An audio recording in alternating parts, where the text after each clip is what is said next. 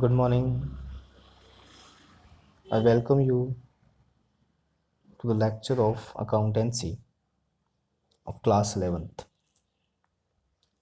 Myself Manoj Karwani, your accountancy teacher, and today we will discuss about the subject, the meaning, the objective, what is accountancy, what is accounting.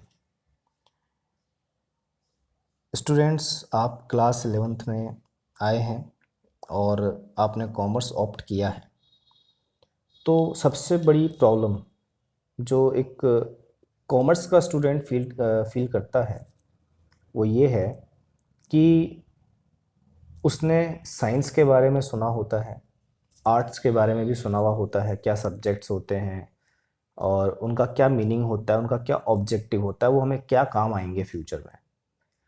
But problem commerce के साथ आती है, क्योंकि commerce एक ऐसा subject है जिसके बारे में स्टूडेंट्स ने ज़्यादा कुछ नहीं सुन रखा होता और ना वो उनकी लाइफ में अभी तक कुछ ऐसा कुछ काम आया हुआ होता है जिससे कि उनको लगे कि हमें कुछ कॉमर्स के बारे में समझना और सीखना चाहिए। लेकिन जब स्टूडेंट क्लास 11th में आता है और उस कॉमर्स सब्जेक्ट ऑप्ट करता है, तब उसे पता चलता है धीरे धीरे कि हमारे यहाँ पर इस कॉमर्स सब्जेक्ट की क्या नीड है, क्या ज़रूरत है। तो हम पहले तो कॉमर्स से जुड़े हुए सब्जेक्ट की बात करेंगे और उसके बाद हम अपने सब्जेक्ट की बात करेंगे। देखिए, कॉमर्स में आपने अब तक इतना सीखा होगा कि कॉमर्स कहीं ना कहीं बिजनेस, ट्रेड से रिलेटेड है। कॉमर्स में हम लोग बिजनेस के बारे में पढ़ते हैं, इकोनॉमी के बारे में पढ़ते हैं और उसके लिए कुछ आपने सुना होगा, कभी अकाउंटिंग भी होती है, अकाउंटेंसी एक सब्जेक्ट होता है कॉमर्स का, उसकी भी कहीं ना कहीं ज़रूरत होती है। तो वैसे मैं आपको बता दूं कि कॉमर्स का सबसे इम्पॉर्टेंट सब्जेक्ट आपके लिए अकाउंटेंसी ही है और थोड़ा सा हम कह सकते हैं कि ये चैप्टर या ये सब्जेक्ट प्रैक्टिकल लाइफ से जुड़ा हुआ है और ये प्रैक्टिकल सब्जेक्ट है, ये प्योरली थ्योरिकल सब्जेक्ट नहीं है। ठीक है, तो इसलिए यहाँ पर हमें इस सब्जेक्ट के मीनिंग को समझना ज़रूरी है। अब देखिए, अकाउंटिंग की नीड आपको आज तक कहीं दिखी नहीं होगी, क्योंकि आपका कभी ऐसा कोई किसी से पाला भी नहीं पड़ा कि हमें कुछ समझ में आए कि अकाउंटिंग क्या है और क्यों की जा रही है। तो ये जो हमारा आज का लेक्चर है, इसमें हम लोग हमारे इस सब्जेक्ट के बारे में, इसके मीनिंग के बारे में जानेंगे कि इसकी नीड क्या है। तो देखिए, वैसे तो बेसिकली एक अगर हम थ्योरी के हिसाब से चलें तो नीड तो बहुत कुछ है, लेकिन मैं आपको एक प्रैक्टिकल लाइफ में इसका एग्जांपल देना चाहूँगा कि इस सब्जेक्ट की कहाँ कहाँ ज़रूरत आ रही है। आप सब जानते हैं, गवर्नमेंट की सबसे बड़ी जो रेवेन्यू है, गवर्नमेंट की जो इनकम का सोर्स है, वो टैक्स है। गवर्नमेंट हमसे इनकम टैक्स, जीएसटी, कई तरह के टैक्सेस लेती है और यही गवर्नमेंट की सबसे बड़ी इनकम का सोर्स है। अब यहाँ प्रॉब्लम ये है कि हमने अकाउंटिंग को टैक्स से क्यों जोड़ दिया, क्योंकि गवर्नमेंट हमसे जो टैक्स लेती है वो बिजनेस से लेती है और उस बिजनेस के प्रॉफिट पे लेती है। तो बिजनेस के लिए अपने प्रॉफिट को जानना और कैलकुलेट करना ज़रूरी है। गवर्नमेंट ये भी चाहती है कि आप अपने बिजनेस का प्रॉफिट और लॉस जो भी है वो एक्यूरेट कैलकुलेट करें, उसमें कोई भी फ्रॉड नहीं होना चाहिए, वो ट्रू एंड फेयर व्यू होना चाहिए। तो इसके लिए ज़रूरी है कि कोई ऐसी चीज़ हो जो बिजनेस के एकदम करेक्ट एग्जैक्ट प्रॉफिट को कैलकुलेट करे। तो ये जो सब्जेक्ट है, ये वही सब्जेक्ट है जो कि बिजनेस के प्रॉफिट और लॉस की कैलकुलेशन से जुड़ा हुआ है।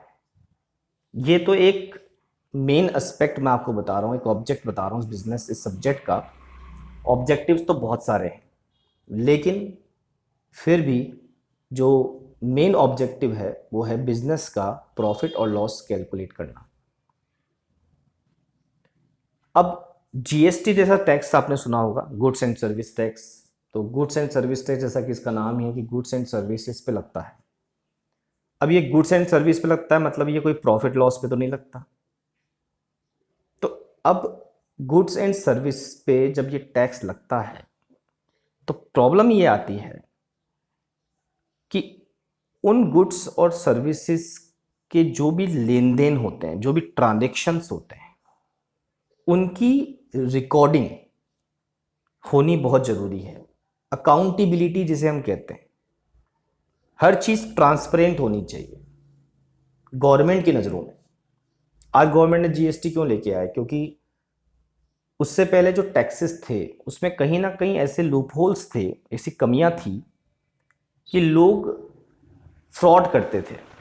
और फ्रॉड किस वजह से होता था? फ्रॉड एक ही वजह से होता है कि लोग अपने ट्रांजेक्शन्स को शो नहीं करते थे या अपने बिजनेस के सही प्रॉफिट लॉस को शो नहीं करते थे अगर गवर्नमेंट को इनकम टैक्स लेना है तो।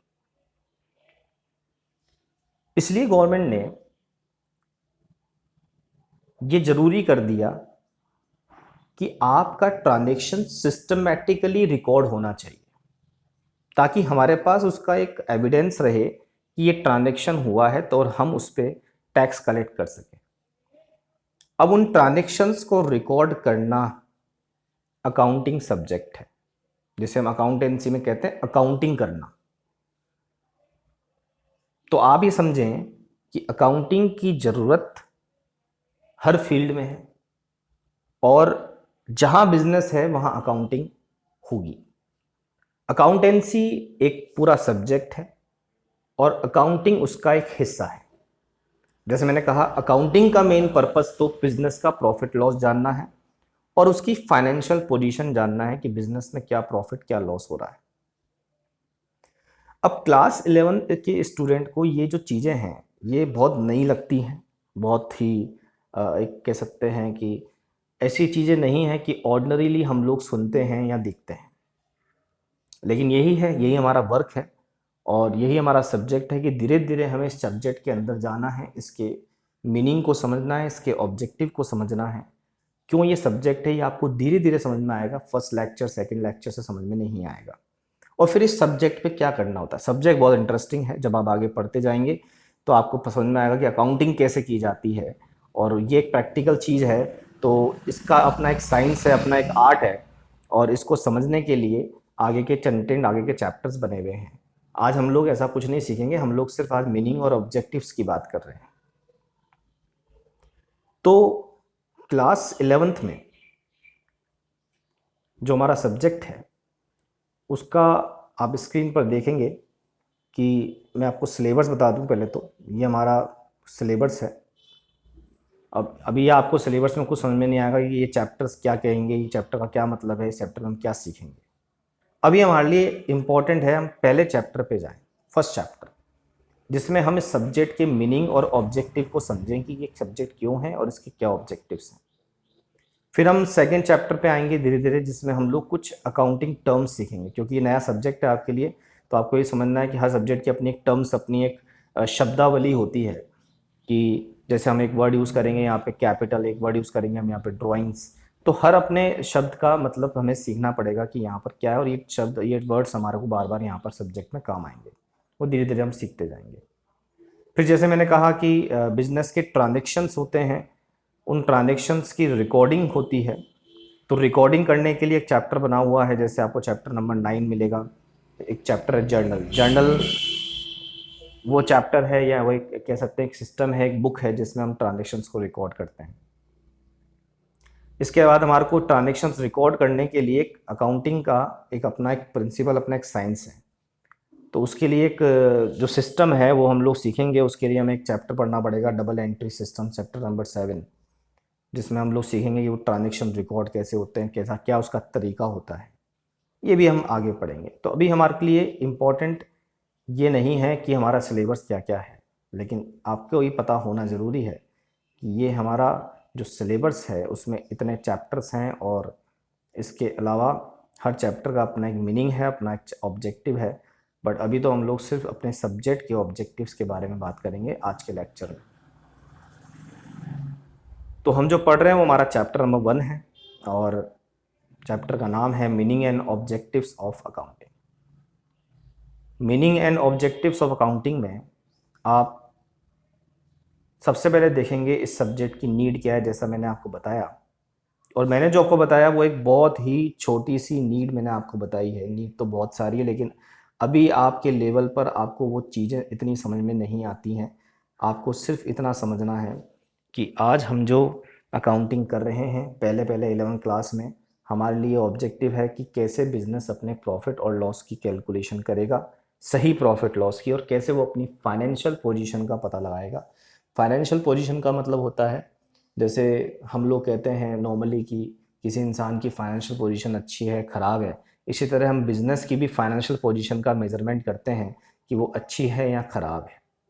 जैसे आज मैं आपको बताऊं कि आज गवर्नमेंट है, गवर्नमेंट को अगर किसी इंडस्ट्री को हेल्प करनी है, लाइक सब्सिडी देनी है, जैसे गवर्नमेंट आज गरीबों की हेल्प करती है या जो रिजर्वेशन बेसिस पे कुछ लोगों की हेल्प करती है, तो वो क्यों करती है? क्योंकि उन्हें उस हेल्प की नीड होती है, और ये बात गवर्नमेंट को पता चलती है कुछ डेटा से, जो डेटा वो कलेक्ट करते हैं। इसी तरह किस बिज़नेस को गवर्नमेंट से कह सकते हैं कुछ रियायतें मिल सकती हैं, कुछ छूट की ज़रूरत है, कि मतलब को लोग चाहते हैं कि वहाँ गवर्नमेंट हमारी हेल्प करे। जैसे बैकवर्ड इंडस्ट्रीज़ के जो बिज़नेस होते हैं उनकी हेल्प करती है government by way of subsidies, by way of taxation relation जो होते हैं, रिलैक्सेशन। तो गवर्नमेंट उन्हें टैक्स में रिलैक्सेशन देती है और उनकी हेल्प करती है। अब गवर्नमेंट को क्या पता चलेगा किस बिज़नेस को क्या हेल्प की नीड है? जैसे आप देखते हो आजकल गवर्नमेंट ने छोटे बिज़नेस के लिए, जो छोटे बिज़नेस स्टार्ट करने के लिए एक स्टार्टअप स्कीम लगा रखी है, जिसमें गवर्नमेंट आपको सस्ते रेट पर लोन दे रहा है। तो गवर्नमेंट आपको लोन दे रही है, क्यों दे रही है? ताकि आप एक नया बिज़नेस स्टार्ट करें और सेल्फ एम्प्लॉयड बने, आपको किसी पर डिपेंड ना रहना पड़े, आप अपना खुद का बिज़नेस स्टार्ट करें, आप 4 लोगों को और नौकरी दें। तो गवर्नमेंट को ये नीड समझ में आती है कि किस तरह के बिज़नेस को हमारी हेल्प की ज़रूरत है, किस तरह के बिज़नेस को फाइनेंशियल हेल्प की ज़रूरत है, तो वहाँ गवर्नमेंट उनकी हेल्प करती है।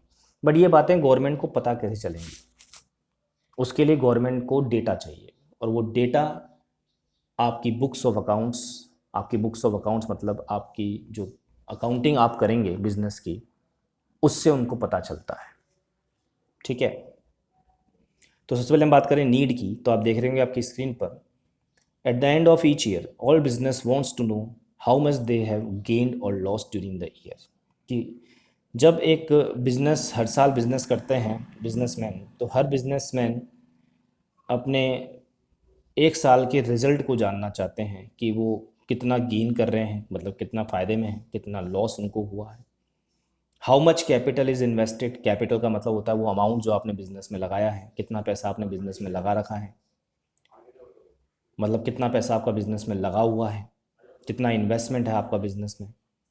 How much amount they are liable to pay, कितना अमाउंट आपको बाहर मार्केट में देना है, आपकी क्या लाइबिलिटी है, वापस चुकाना है। हुम दे ओ इट, किससे हमें लेना है। How much is owe to them, कितना देना है, और बाय हुम, किससे कितना लेना है। ये सारा हिसाब किताब, मतलब किससे कितना पैसा लेना है बिज़नेस में, कितना पैसा किसको देना है, ये भी हमें अकाउंटिंग में पता चलता है। बट हम एक बिज़नेस जब ये कर रहे हैं, आप अपने आप को जब अकाउंटिंग पढ़ते हैं, या मैं तो कहता हूँ जब आप पूरा कॉमर्स सब्जेक्ट पढ़ रहे हैं, तो पहले तो अपने दिमाग में पहली चीज़ लेकर आएंगे वो है एक बिज़नेस। जब तक आप अपने दिमाग में बिज़नेस ही नहीं लेके आएंगे, आपको कॉमर्स समझ में नहीं आएगा। क्योंकि कॉमर्स के बाकी सब्जेक्ट, चाहे आप बिज़नेस स्टडीज़ पढ़ रहे हों, चाहे आप इकोनॉमिक्स पढ़ रहे हों, आपको तभी बैठेंगे जब आप अपने माइंड में एक बिज़नेस लेके आएंगे। जैसे बिज़नेस स्टडीज़ में आप बिज़नेस के बारे में पढ़ेंगे, बिज़नेस की क्या नीड है, उसके बाद उसका मैनेजमेंट कैसे होता है बिज़नेस का, वो आप मैनेजमेंट, बिज़नेस मैनेजमेंट में पढ़ेंगे। इकोनॉमिक्स में आप जितने भी इकोनॉमिकल अफेयर्स हैं, मनी का सर्कुलेशन है मार्केट में, अनएम्प्लॉयमेंट है, जीडीपी है, इनके बारे में पढ़ेंगे। थोड़ा बहुत आपने क्लास 10th में पढ़ा होगा। लेकिन ये सारा डेटा गवर्नमेंट को जो दे रहा है वो सब्जेक्ट है अकाउंटेंसी। ठीक है। तो इसके लिए अकाउंटिंग की जाती है, और अकाउंटिंग करने के लिए हम ये पढ़ रहे हैं कि हमें ज़रूरत क्या है, हमें किन किन चीज़ों की ज़रूरत है। तो ये देखो, एक बिजनेसमैन हमने बात करी, वही जानना चाह रहा है कि कितना हम प्रॉफिट लॉस में है, कितनी हमारी कैपिटल मतलब पैसा हमारा बिजनेस में इन्वेस्ट हमने कर रखा है, कितनी हमारी लाइबिलिटीज़ हैं, मतलब हमें जो है बाहर पैसा चुकाना है, जैसे कोई लोन वोन हमने ले रखा है, किससे हमें कितने पैसे लेने हैं, किसको हमें कितने पैसे देने हैं, और बहुत सी चीज़ें हमें जाननी होती हैं। तो in order to attain such information, उस इंफॉर्मेशन को पाने के लिए it is essential to keep a complete and systematic record. हमें ज़रूरी है कि हम उस चीज़ का एक कंप्लीट और सिस्टमेटिक रिकॉर्ड रखें of each and every business transaction. Business transaction मतलब बिजनेस के लेन देन का। Entered into during the year, उस साल के दौरान होने वाले सभी बिजनेस ट्रांजेक्शन्स का हम एक कंप्लीट और सिस्टमेटिक रिकॉर्ड रखें। और वो सिस्टमेटिक रिकॉर्डिंग जिस तरह रखी जाती है वो हमें सब्जेक्ट सिखाता है हमारा अकाउंटेंसी। ठीक है। By keeping a complete and systematic record of every business dealing, the businessman can know how much is the amount of purchase। अब वो जान पाएगा कि कितनी उसने साल भर में परचेज करी। परचेज मतलब जब आप बिजनेस करोगे तो आप कुछ, देखो बिजनेस भी कई तरह के होते हैं। एक तो होता है ट्रेडिंग बिजनेस, जिसमें हम लोग गुड्स परचेज एंड सेल करते हैं। एक होता है बिजनेस आप सर्विस प्रोवाइड कर रहे हो किसी को, जिसमें आप सिर्फ सर्विसेज दे रहे हो। ठीक है। जैसे सपोज़ करो मैं हूँ और मैं अपने बात करूँ तो मैं सपोज़ किसी कोचिंग इंस्टीट्यूट में को चला रहा हूँ। तो कोचिंग इंस्टीट्यूट में मैं कोई गुड्स नहीं बेच रहा हूँ, मैं सर्विस दे रहा हूँ। अब मैं भी जानना चाहूँगा एज अ बिजनेसमैन कि मुझे कितना प्रॉफिट कितना लॉस हुआ उस बिज़नेस में। ठीक है। तो मैं ये जानना चाहूँगा मुझे कि साल भर में कितनी फ़ीस मिली, साल भर में मेरे कितने खर्चे हुए, कितना मेरा प्रॉफिट है, तो उसके हिसाब से मुझे गवर्नमेंट को कितना टैक्स देना है, और मैंने सर्विसेज दी हैं तो कितनी जीएसटी लायबिलिटी मेरे ऊपर बनती है, क्या मैंने वो गवर्नमेंट को सबमिट करा दिया नहीं करा दिया टाइम पर, नहीं कराया तो मेरे ऊपर कितनी पेनल्टीज़ लग सकती हैं। ये सारी बातें कॉमर्स से रिलेटेड हैं, लेकिन उसको सब्जेक्ट को कंप्लीट करने के लिए ये ज़रूरी है कि हम लोग उस चीज़ का सिस्टमेटिक रिकॉर्ड कर रखें। और उस सिस्टमेटिक रिकॉर्ड से हमें पता चल पाएगा कि हमारे को जो भी चीज़ की इन्फॉर्मेशन हमें चाहिए कि हमारी क्या इनकम हुई, क्या एक्सपेंसेस हुए, वो आप इस बुक्स ऑफ अकाउंट से जान सकते हैं। तो यही बता रहा है कि हम जानना चाह रहे हैं कितने हमने साल भर में परचेज मतलब गुड्स खरीदा। गुड्स मतलब जिसमें हम डीलिंग कर रहे हैं, जो हम खरीद बेच रहे हैं उसको हम गुड्स कहते हैं। How much is the amount of sale, कितना हमने सेल किया, कितना हमने बेचा। What are his total expense, कितने हमारे कुल खर्चे हैं। What are the profit and loss earn during the year, हमने कितना प्रॉफिट लॉस कमाया है। इसके अलावा हमारी further he can ascertain the financial position of business, कितनी हमारी क्या फाइनेंशियल पोजीशन है, मतलब क्या हमारे पास असेट्स हैं, क्या हमारे पास लाइबिलिटीज़ हैं। अब आपको नहीं पता मीनिंग असेट क्या होती है सर, लाइबिलिटीज़ क्या होती हैं। तो ये असेट और लाइबिलिटी से हम लोग जान पाते हैं हमारी फाइनेंशियल पोजीशन कैसी है। जैसे हम कहते हैं कि जब हम कहते हैं किसी इंसान की फाइनेंशियल पोजीशन अच्छी है, नॉर्मली हम बेसिकली बात करें तो हम कहते हैं कि उसके पास क्या है, बैंक बैलेंस है, बंगला है, गाड़ी है, तो हम कहते हैं उसकी फाइनेंशियल पोजीशन अच्छी है। तो वो जो बैंक बैलेंस है, बंगला, गाड़ी जो उसके पास है, वो उसकी असेट्स है, संपत्तियां हैं। तो इसी तरह बिजनेस भी अपने जब बिजनेस करता है तो अपनी संपत्तियां बनाता है, अपनी असेट्स बनाता है। तो वो जो असेट्स हैं जितनी ज़्यादा होंगी वो बिज़नेस के लिए उतना ही अच्छा है। और लाइबिलिटीज़ का मतलब है कितनी हमारे को पैसे जो हैं वो हमारे नहीं हैं, हमें देने हैं। लाइबिलिटी हमारी, जैसे बैंक से हमने लोन लिया, ये लाइबिलिटी है, हमें चुकानी है बार। तो ऑब्वियस सी बात है कि लाइबिलिटीज़ और असेट्स से हम जान पाएंगे हमारी फाइनेंशियल पोजीशन क्या है। और फाइनेंशियल पोजीशन तभी अच्छी कही जाएगी जब असेट्स ज़्यादा होंगी और लाइबिलिटीज़ हमारी कम होंगी। अगर किसी के लाइबिलिटीज़ ज़्यादा है, असेट कम है, मतलब उसके ऊपर कर्जदारी ज़्यादा है, तो इसका मतलब उसकी फाइनेंशियल पोजीशन अच्छी नहीं है। ये बात का ज्ञान भी आपको इस सब्जेक्ट से मिलेगा। ठीक है। तो ये बहुत से इसके ऐसे यूजेस हैं। इसके अलावा आप लास्ट में पढ़ेंगे Besides, the properly maintained accounts are helpful in assessment of income tax. अब आप ये भी जान पाएंगे कि कितना आपके ऊपर इनकम टैक्स की लायबिलिटी आ रही है, goods and service tax GST की कितनी लायबिलिटी आ रही है, and are accepted as a proof in court of law whenever needed. अब आपको पता है ये जो बुक्स ऑफ अकाउंट्स होती है ये एविडेंस है, ये सबूत है जो आप कोर्ट में पेश भी कर सकते हैं कि ये देखिए हमने, मान लीजिए आपके ऊपर कोई लायबिलिटी आती है, आपने इनकम टैक्स जो जमा कराया, गवर्नमेंट कहती है नहीं आपने तो कम जमा कराया है। कैसे कम जमा कराया कि हमको लगता है आपकी इनकम ज़्यादा है, अब आप कहते हैं नहीं हमारी इनकम उतनी नहीं है, हमारी इनकम कम है, उसके हिसाब से हमने सही टैक्स जमा कराया है। तो अब आपको ये चीज़ प्रूव करनी पड़ेगी। प्रूव करने के लिए आप कोर्ट को अपनी बुक्स ऑफ अकाउंट शो करेंगे कि देखो हमने ये अकाउंटिंग करी है, ये हमारे लेन देन है, ये हमारी परचेज़ है, इतना हमारा सेल हुआ, इतने हमारे एक्सपेंसेस हुए, इतना हमने प्रॉफिट लॉस कैलकुलेट किया, हमारे बिजनेस में ये प्रॉफिट हुआ है, इसके हिसाब से हमने इतना टैक्स जमा कराया है, और जो परचेज़ हमने सेल करी हैं उस पर हमारा जो जीएसटी बनता था, जो लायबिलिटी जीएसटी की थी, वो भी हमने टाइमली पे कर दी है। तो कोर्ट, अगर आपने सही किया है, सही पे किया है, तो कोर्ट आपकी बुक्स ऑफ अकाउंट्स को आपका एविडेंस सबूत मानेगा।